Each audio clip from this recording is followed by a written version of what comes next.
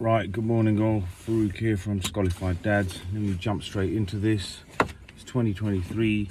Some of you will be looking to get married this year. Some of you boys and girls will be the first ones in your family to get married or potentially start looking. So I'm going to jump straight into this, give you one point or one little thing to just look out for or be mindful of. Now remember this, if you're the first person in your family getting married, this is not just a new experience for you, but this is a new experience for your whole family, your mum, dad, brothers and sisters. So when you go to see potentials, these interactions you have to understand they can be very tricky or awkward at times. And your parents are also effectively just learning on the job. And this is where things get overlooked and mistakes are made because technically it's the first time they're doing it as well, yeah? Now understand this, regardless of what you hear from community and other stories and everyone, when you're doing it yourself, it's a little bit different. Now there's one thing to specifically look out for in the community. And there's one mistake that people tend to make when it's the first time for the family. So when you go to see a family, boy goes to girl's house, you're meeting the family. What happens is this, when the family are, say, a religious type of family, or they come across religious, they come across everything, you know, everything they talk about, Islam, Sunnah, or whatever religion they're from the sort of Asian community. Let's say family all got turbans on, or topis and beards. Let's say the women wear jilbabs and abayas and hijab or niqabs and stuff like that. They come across very practicing in whatever relative religion they're in. And also every conversation relates to some sort of religious aspect. And you know, oh, we do Umrah every month, and we do Hajj every year, we attend Gurdwara every Saturday, or we attend this religious function and that religious function, and if only the world followed religion, it'd be good. Every conversation leads to Islam, and inshallah, bismillah, mashallah, everything is, and they're genuinely like that. And this is my point, it is irrelevant whether they're genuine or not. This is irrelevant, and this is the point I'm trying to tell you.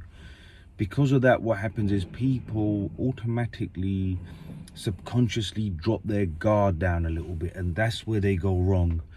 Because you've got this perception of religion in front of you, you think these people, the backbone is religion, they're good people.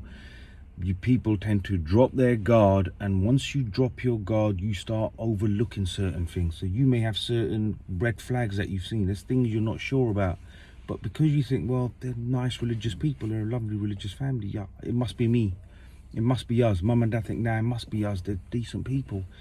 And then you overlook certain things and people drop their guard. So the lesson of this story is, or the lesson I'm trying to teach here is, do not drop your guard no matter what. Remember what I said in a previous video. Everyone's out to get you. Everyone's trying to sell you something. Everyone's out to scam you. And in some cases, this religious aspect is a community marriage scam. There are well-known cases, known amongst those who have all, you know, through the marriage circuit, where people have gone to see a family.